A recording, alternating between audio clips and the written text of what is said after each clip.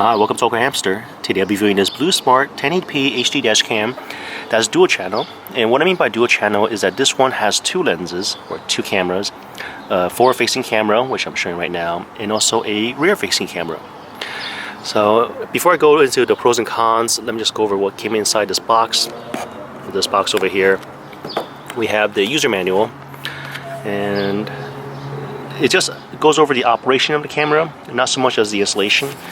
And here it also came with a windshield suction mount, about like a 9 to 10 foot power cord.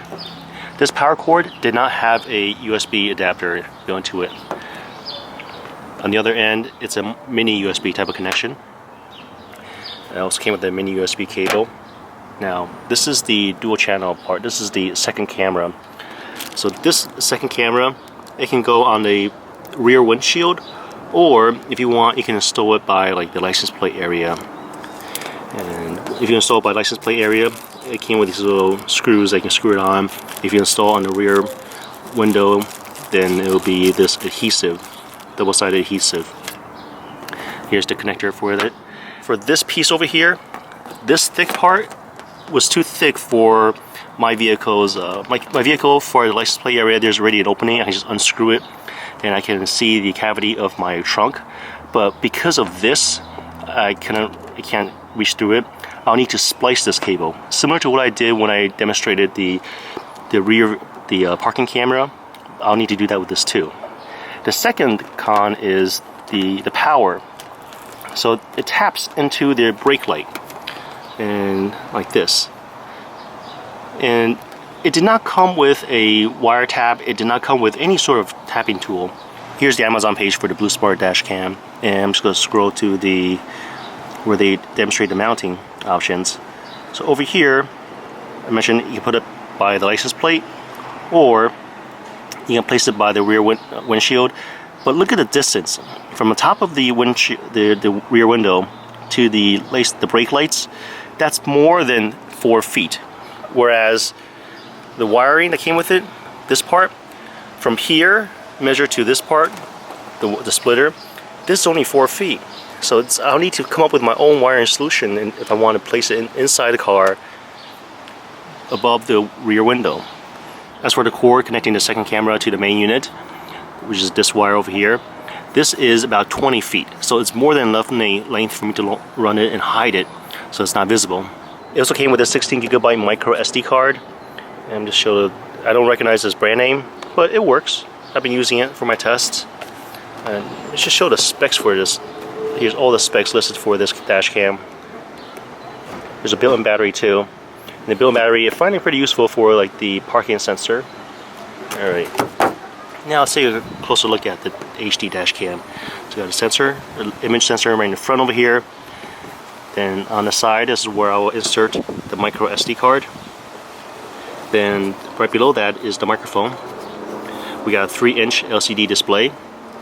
On the top, we have, starting from the left, this is where I'll plug the second channel, the cord from the second camera. And this is the power for the mini USB.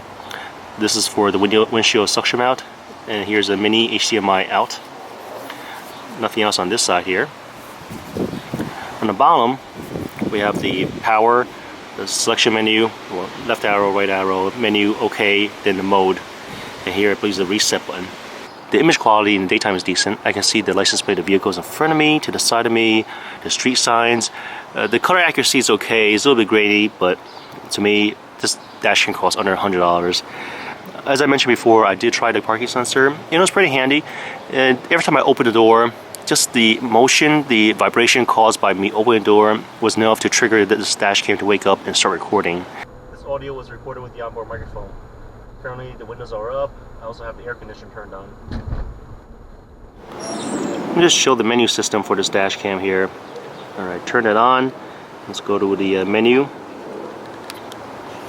Then we go to this resolution, dual recording, loop recording, WDR, exposure, motion, just showing the menu system. So let's see, you can also have the date timestamp appear in your recordings too. And here's the settings.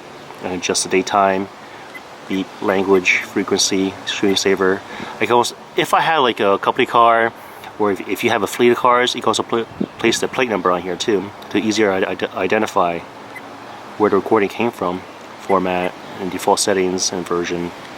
I can also change the mode and now have it record still images, or here I can play back video that was recorded earlier, and it's playing back the video that was stored directly on the micro SD card.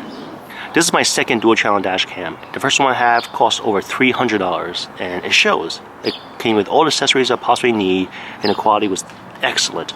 Whereas with this dash cam, it costs under $100. It's a $90 dash cam.